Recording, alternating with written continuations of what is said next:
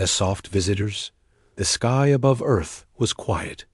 No warships, no storms, just the slow drift of clouds over the ocean. People were going about their day when the signal came. It wasn't a human signal. It was soft. It was warm. The message, repeated in every language at once, like a whisper inside the mind. We are here. All over the world, satellites tracked a single object entering orbit. It wasn't big, about the size of a football stadium. It looked round, smooth, and almost harmless, like a giant pearl hanging in the blackness of space. There were no weapons, no heat signatures, no signs of aggression. Just silence. And the Global Science Command. Dr. Aaron Cole leaned over the data screens.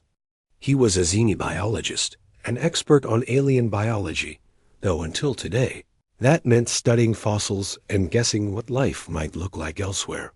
Now he was staring at something real. Any signs of hostility? He asked. None, the operator replied. No shields, no weapons detected. On the big screen, the alien craft slowly rotated. The surface glistened like soft fur under the sunlight. The media was already calling it the Cuddle Ship. Aaron frowned. Strange texture. Like it's alive. The first landing happened the next day in the heart of New York City. The whole world watched the live broadcast. Out of the ship came 5 creatures, small, round, and covered in thick, shimmering fur. Their faces had big, dark eyes that reflected light like a cat's. At night, each one moved slowly, almost shyly, making a low humming sound that made people's hearts feel strangely calm. Crowds gasped. Children smiled. Someone in the crowd laughed and shouted, "They're adorable." The name stuck instantly. The world called them Cuddle Bugs. One of the aliens stepped forward, carrying something in its tiny hands. It was a crystal glowing faintly gold. When it handed the crystal to the mayor, cameras zoomed in. The mayor's expression softened, and he held the crystal close, like it was something precious.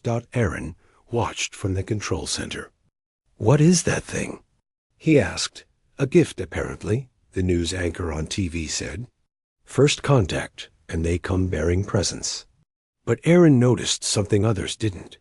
When the crystal touched the mayor's skin, its glow brightened, and the Cuddle Bug's eyes narrowed, just slightly, almost UNNOTICEABLE. Over the next few hours, the aliens gave more crystals to officials and leaders. Each person who received one couldn't stop smiling. They stood straighter, spoke slower, and seemed almost too calm. The scientists were desperate to analyze a crystal, but the recipients refused to give them up. "It's just a souvenir," they said. "No harm." That night, Aaron sat at his desk, reviewing high-speed footage of the landing. He paused the video and zoomed in on the moment the first alien stepped onto Earth's soil.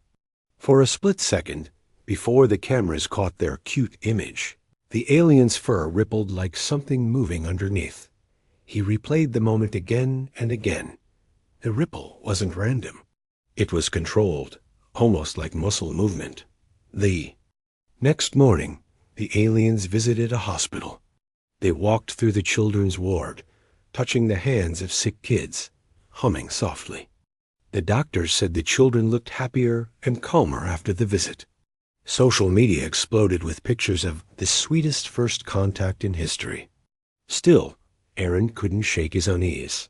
He decided to meet one in person. At a special government event in Washington, D.C., a single Cuddle Bug was brought forward for scientists to greet. It tilted its head when Aaron approached, its fur shimmering under the lights. The humming sound filled the air, almost making his thoughts slow down. Aaron forced a smile. "Welcome to Earth." The alien didn't speak, but it extended a crystal toward him. Aaron hesitated, then took it with gloved hands. The glow dimmed. The alien's eyes narrowed again. Then, without warning, it reached out slowly toward Aaron's bare wrist. Security moved in, but the alien simply touched him with one tiny warm paw. For an instant, Aaron felt a wave of strange peace. And then an image flashed in his mind, dark tunnels. Thousands of the creatures crawling, their fur peeling back to reveal something hard and sharp beneath. He gasped and pulled back. The alien tilted its head again, as if studying him, then turned away. Aaron's hands shook as he set the crystal down. He didn't know what that vision was, or how it had appeared in his mind. But one thing was clear behind those big, dark eyes was something watching, waiting. And for the first time since they arrived, Aaron was sure the Cuddle Bugs weren't here just to say hello. Asterisk smiles and secrets. The first week after the landing felt like a festival. Everywhere, people wore shirts with cartoon versions of the Cuddle Bugs. Toy companies rushed to make plush dolls. Cities competed for visits from the aliens. News channels played endless loops of children hugging them, but Aaron couldn't relax. Something about the Cuddle Bugs' stillness, their eyes that never blinked. It stayed in his mind that the aliens visited London next. As the cameras rolled, one of them gave the Prime Minister a glowing crystal.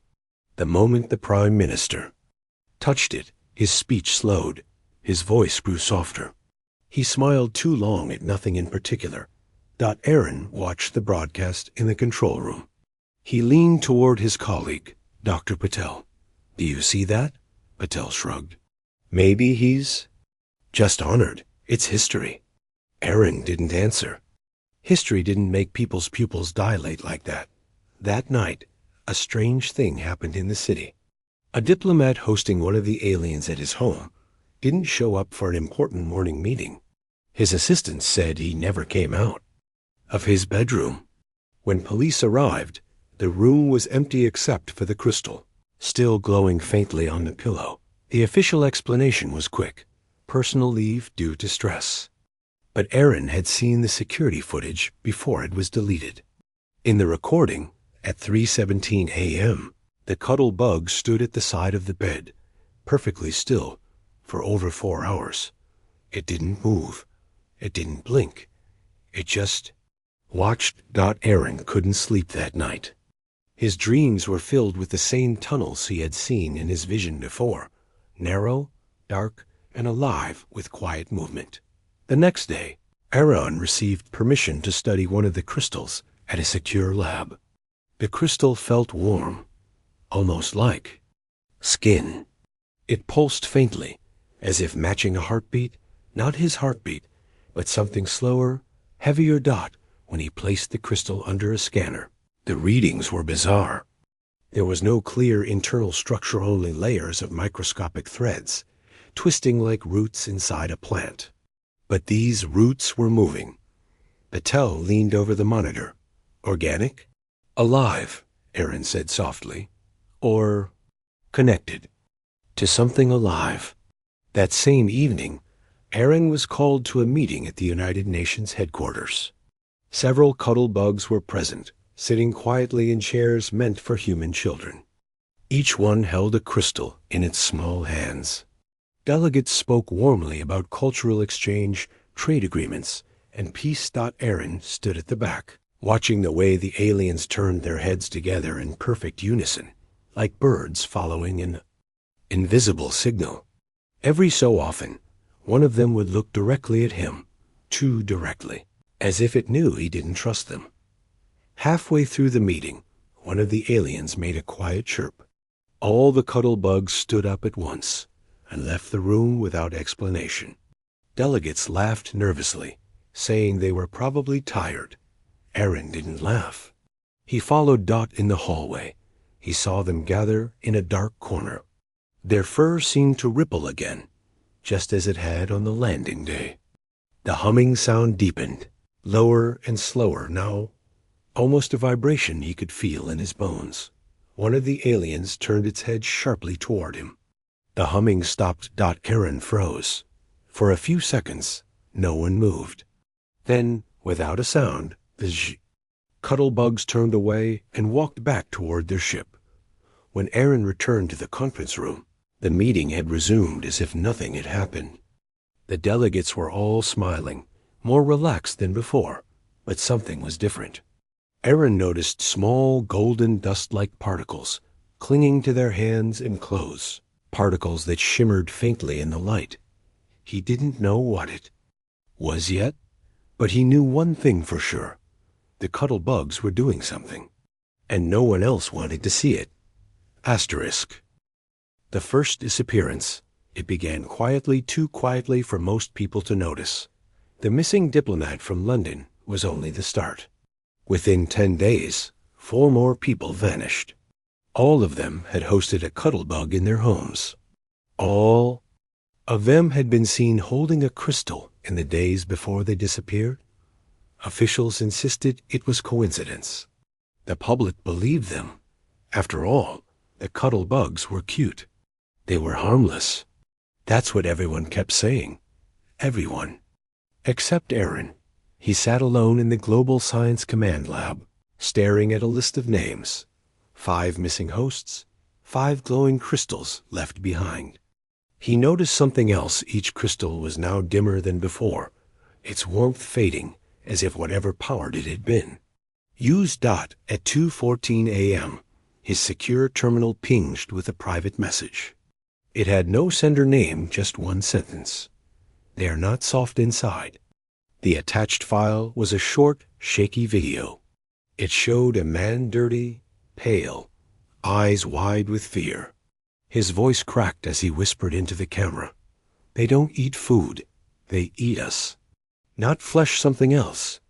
I don't know.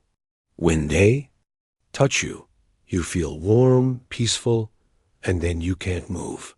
You don't want to move. And when you can't, they take it. The man glanced over his shoulder, and the video cut to black. Aaron felt the hair on his arms rise.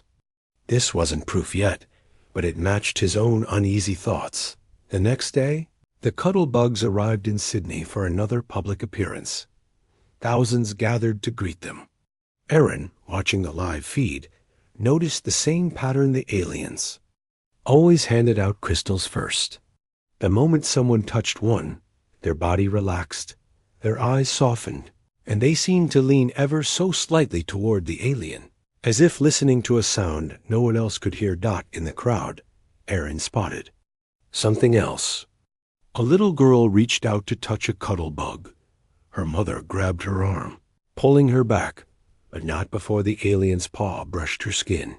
The child smiled dreamily. For the rest of the footage, she never let go of her mother's handbutt. She kept staring at the alien ship, unblinking, even as it flew away. That evening, Aaron confronted Dr. Patel. We have to warn them.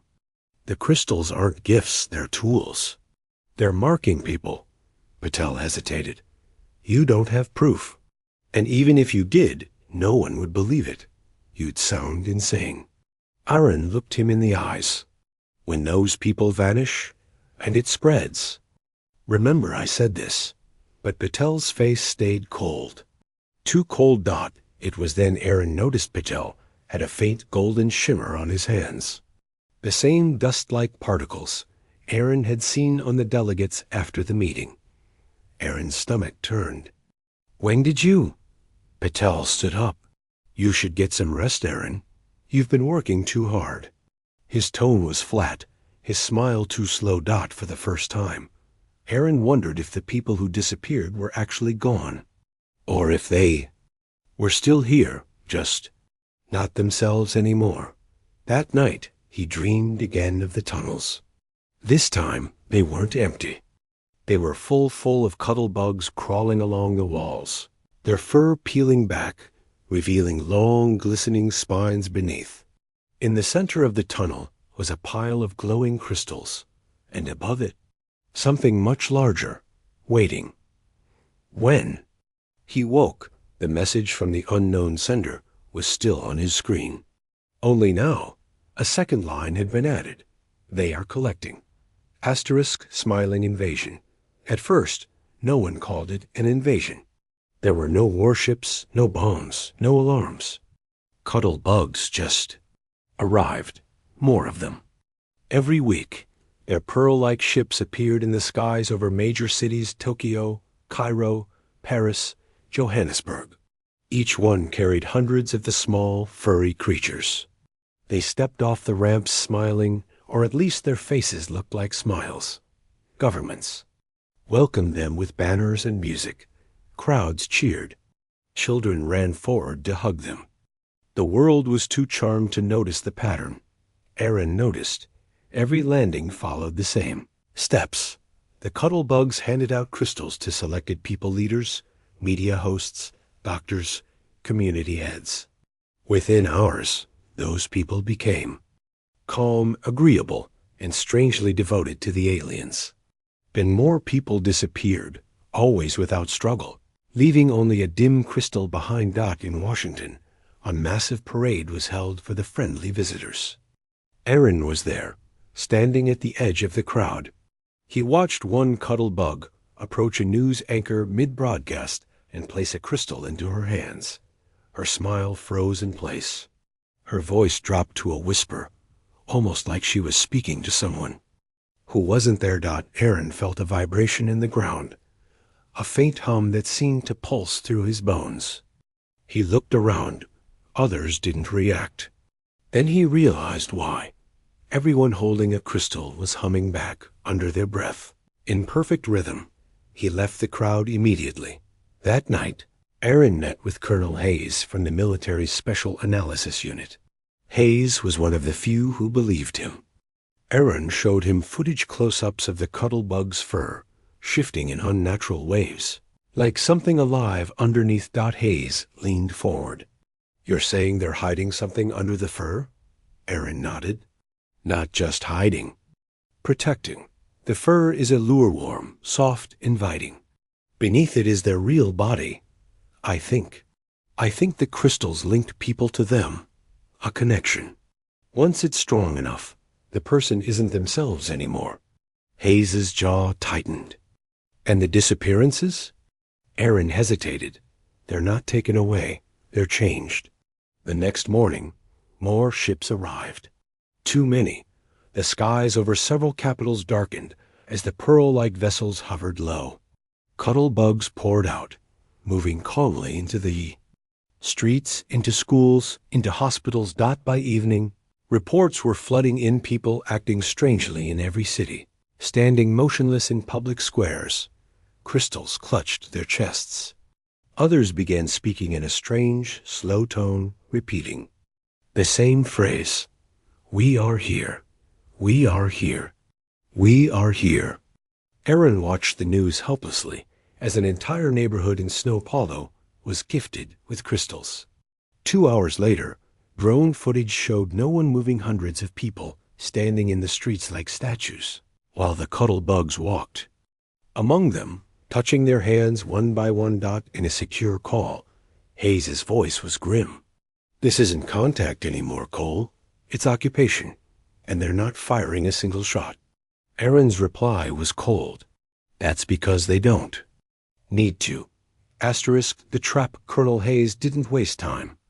If the world refused to see the danger, then he and Aaron would have to prove it on camera. The plan was simple. Lure a Cuddle Bug into an isolated area, capture it alive, and study it before it could call for help. The bait was a volunteer soldier named Mendez, clean-cut, calm under pressure. His job was to pretend he had earned a crystal in a private ceremony. The team knew from pattern that Cuddle Bugs stayed close to recent recipients. They chose an abandoned warehouse on the city's edge. Cameras were hidden. Drones hovered silently above. Hayes's best squad waited in shadows. Right on time, the Cuddle Bug appeared, small, furry, glowing faintly under the moonlight. It moved with that same slow, careful step, its big eyes locked on Mendez. In its tiny hands, it carried another crystal, pulsing like a heartbeat. Aaron, watching through a monitor, felt his skin crawl. "It's here. Keep your distance until 2. Late. The alien reached out to touch Mendez's bare hand. Mendez froze, not in fear, but in strange peace, his breathing slowing instantly. His pupils widened. His grip on his weapon loosened. Hayes gave the signal. Net guns fired. The Cuddle Bug let out a sound no one had heard before, a sharp metallic screech. Its fur rippled violently, and in one horrifying movement, it peeled back. Beneath the fur was no soft body. It was hard, segmented like black. Glass fused with bone. Thin, needle-like limbs unfolded from under the fur, twitching with unnatural speed. The cute, round face split open into a ring of tiny, wet spines. Two soldiers stumbled back. Dear God! The alien struck, lightning fast its hidden limbs, stabbing the net, slicing through fibers. A high-pitched pulse burst from its body, shattering nearby lights. Mendez dropped to his knees, clutching his head, eyes glassy. Now! Hayes barked. Two more nets fired. This time, they wrapped tight. Electric prods crackled, sending jolts through the creature's strange exoskeleton. It shuddered, let out another metallic scream, and finally collapsed. Even unconscious, its limbs twitched. The fur hung loosely around it now, lifeless, like a discarded disguise. Aaron moved in with the science team, his hands shaking. Up close, the truth was worse. The alien's skin pulsed faintly, as if something inside was still alive. Tiny black threads extended from its mouthparts, curling toward Mendez even while restrained. It's trying to connect, Aaron muttered. Under the camera's harsh lights, the world saw their soft visitor for what it truly was. When the footage leaked, it caused chaos. Some refused to believe it, claiming it was a hoax. Others panicked, demanding the aliens be removed immediately. But the Cuddle Bugs didn't leave. They smiled more than ever. Asterisk. The soft war. The video of the captured Cuddle Bug spread across the globe in hours. For the first time, people saw the truth. Those soft, furry creatures were wearing their fur like a costume, hiding a predator underneath. But it didn't matter. By then, too many people already had crystals. The change began slowly. Friends, neighbors, even family members, people who once laughed and argued started acting different. They stood too still. Their smiles lasted too long. Their eyes didn't blink enough. And worst of all, they defended the Cuddle Bugs. In Los Angeles, a small group of soldiers tried to escort 3 aliens out of a neighborhood. Dozens of civilians blocked the road, chanting in a flat, eerie tone, "We are here. We are here." When the soldiers tried to push through, the civilians attacked, not wild or angry, but calm, methodical, striking with precise movements, as if directed by a single mind. Aaron called Hayes from the safe house. It's not just influence anymore there. Inside them, they've built a network. Each person is a node. The Cuddle Bugs are the signal. Hayes's voice was tense. Then we cut the signal. The military launched strikes on several alien ships, but the results were strange. The ships didn't fight back. Instead, hundreds of civilians threw themselves in front of the attack, forming human shields around the vessels. Soldiers couldn't fire without killing their own. Across the world, the same scene repeated.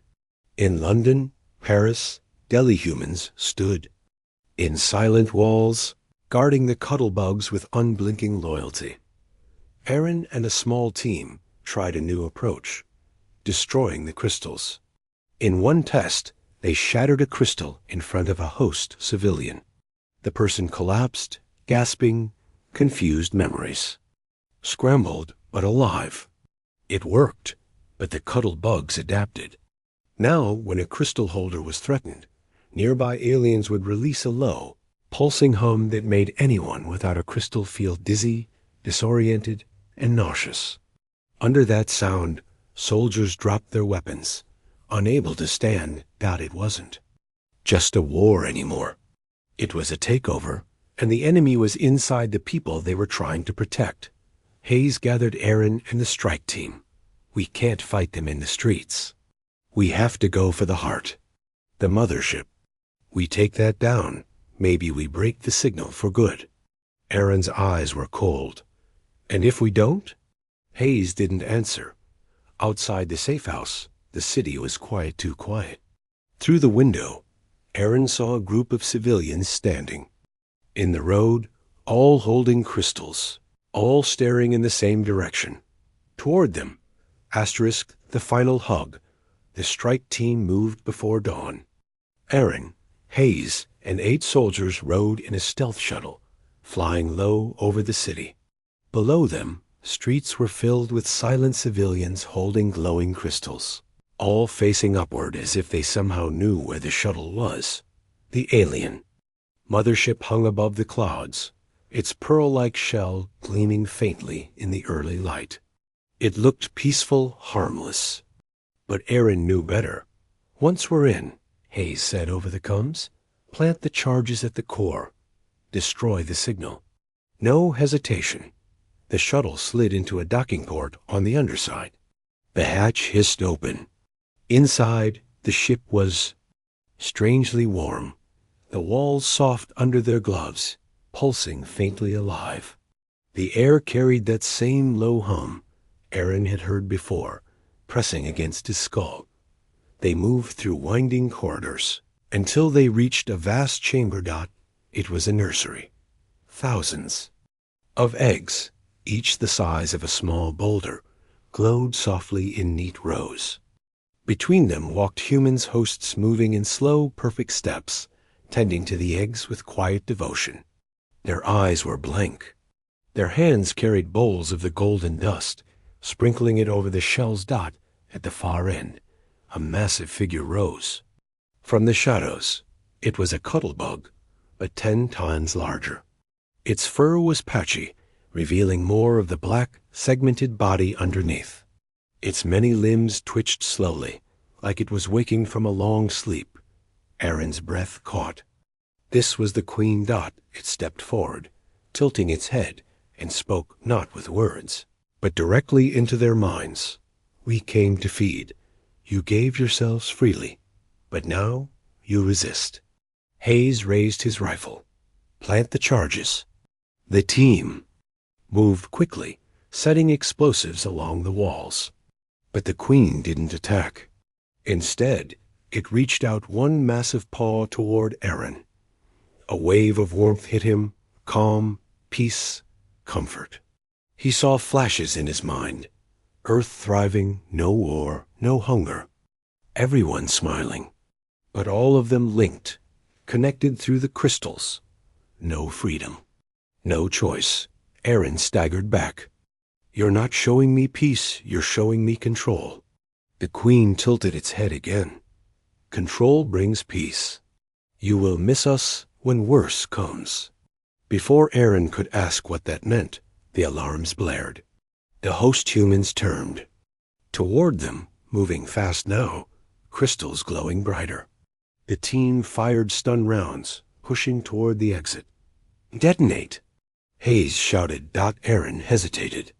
The hosts, if we blow it, we don't have a choice. He hit the trigger. The chamber lit up in a white flash. The hum stopped. The crystals in the host's hands shattered, their glow dying instantly.